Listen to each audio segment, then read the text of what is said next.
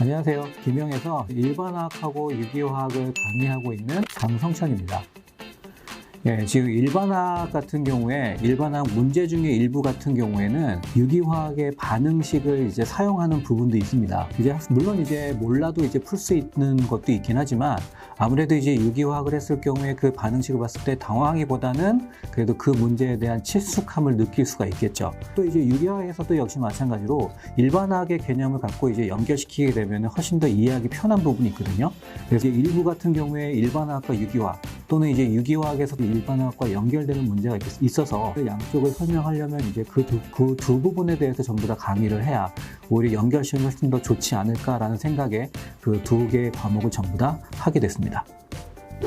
과학이라는 것은 항상 천재, 수재 이런 사람들이 한다라는 그런 관념 이런 것을 없애기 위해서 제가 시도했던 것 중에 하나는 과학자들이 왜 이런 실험을 통해서 왜 이런 결과를 얻었는지 그런 것들을 역사적으로 순서대로 설명한 적이 있어요. 그래서 이 사람들이 왜 이런 실험을 선택을 하고 이런 데이터를 어떻게 해석했는지 그것을 인간의 입장에서 결국 개인적인 생각이 들어가는 그 과정을 표현하게 되면은 학생들이 좀 더 받아들이긴 좀 쉽다라고 생각을 하더라고요. 예를 들어서 러더포드가 핵을 발견했을 때도 역시 마찬가지로 핵의 위치를 알고 난 다음에 그 다음에 전자에 대한 위치를 고민합니다. 근데 그 전자에 대한 위치를 실험하기 전에 먼저 생각을 해요. 얘가 어떻게 위치할까? 그런 걸 고민할 때 우리가 지금 이미 알고 있는 태양, 그 다음에 그 주변의 행성, 그 모습을 그대로 갖다 붙여요. 그래서 태양이 핵이고 주변의 행성은 전자다. 그런 식으로 출발하거든요. 그러한 다음에 실험하는 거죠. 틀리면 수정하면 되는 거고 맞으면 그냥 받아들이면 되는 거고. 그러니까 이런 과정들을 학생한테 설명하게 되면 이것도 결국은 우리 같은 사람이 하는 거다라고 학생들이 인식하게 됩니다. 그렇게 되면은 그 과정을 상당히 좀 잘 받아들이게 되고 그러면 보이지 않는 것도 자기도 생각할 수 있다라는 것으로 받아들이게 되죠. 지금 만약에 우리가 일반학이나 유기학 문제를 풀 때 기출에서 나왔던 것만 계속 반복적으로 출제된다라고 하면 결국 거기에 나오는 것만 제가 집중적으로 연습시키면 되겠죠. 그죠? 그러면은 어떻게 보면은 이해나 이런 것들이 필요 없을 수도 있어요. 단순하게 무식하게 암기하면 그래서 그거를 우리가 적용만 시키면 풀 수 있다라면. 그런데 최근 들어서 나오는 문제들 같은 경우에는 거기에서 약간씩 좀 더 확장이 되고 있습니다. 예를 들어서 화학 반응 속도에 관련된 문제 같은 경우에 예전에는 속도 식에 관련된 그 식을 이용하는 것만 문제가 나왔다면 최근 들어서는 그 속도식을 증명하는 과정, 미적분을 통해서 증명하는 과정까지도 문제가 나온 적이 있어요. 게다가 그 양자화학 파트 같은 경우에는 예전에는 원자에 관련된 부분만 나왔다면 지금은 분자까지도 확장을 시킵니다. 그런 면에서 봤을 때는 단순하게 기출 문제에만 우리가 집중을 한다면은 결국은 그 외의 문제가 나왔을 때 우리가 당황하게 되고 결국은 문제를 못 풀게 되죠.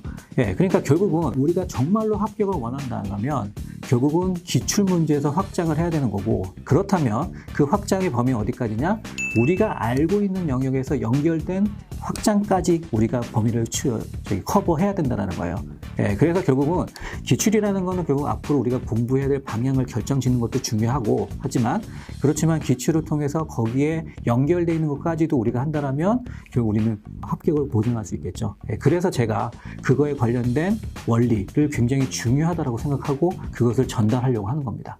지금 제가 항상 들고 다니는 필수품 중에 가장 첫 번째는 지금 이와 같은 태블릿 PC입니다. 물론 그 교재를 만들기 위해서 작업은 주로 컴퓨터로 하죠. 컴퓨터로 하는 건데 태블릿 PC의 제 활용도는 뭐냐면 들고 다니면서 여기다가 직접 쓰기도 하고 그리고 편안한 시간에 왔다 갔다 하는 편안한 시간에 내용들을 자꾸 보다 보면은 어느 순간 이렇게 설명하면 되겠구나 하는 그런 아이디어가 떠오르는 경우가 있어요.